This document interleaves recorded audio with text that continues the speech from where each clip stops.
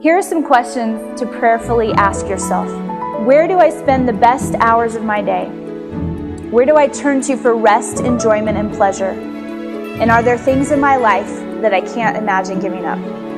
It's one of the best ways you can tell if something has become an idol in your life.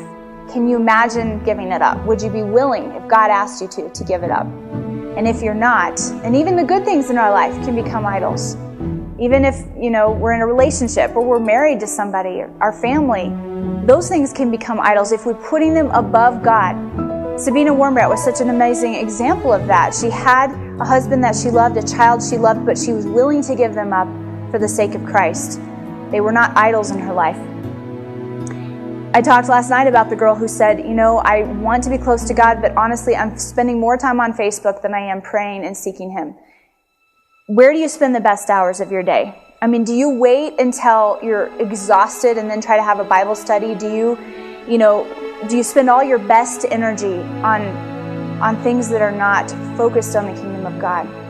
And what do you go to for rest, enjoyment, and pleasure? Do you go to His presence? Do you realize that a time in His presence, a prayer time, will give you everything that you need? Every bit of refreshment, every bit of joy, every bit of peace, every bit of fulfillment? Or is that just sort of a concept that's like, yeah, that sounds nice, but I've got to have this. I've got to have my Starbucks. I've got to have my time with my friends. I've got to have my movies. I've got to have my Facebook time in order to have those things in my life.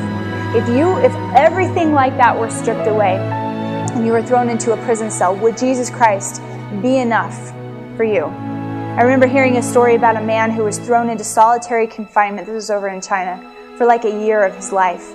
And he was kept in the dark, in a solitary cell with literally no human companionship, no conversation, no light, nothing. They just pushed a plate of food once a day under his door. And when he got out of prison, his eyes were almost blind because he'd been in darkness for so long. But his face was so radiant and so shiny that people came up to him like, wow, what's happened to you? And other Christians that knew that he had been in solitary confinement said, what was it like?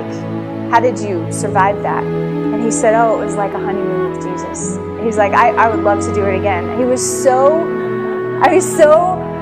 fulfilled in the presence of God in a year of solitary confinement. And we have to have our Starbucks drinks. We have to have our computer time. We have to have our movie time. We have to have our TV time, whatever it is. Would we be fulfilled that way, like that man was, if that were all stripped away? And are we willing to give it up now and not wait until we're thrown into a prison cell in order to have a honeymoon with Jesus?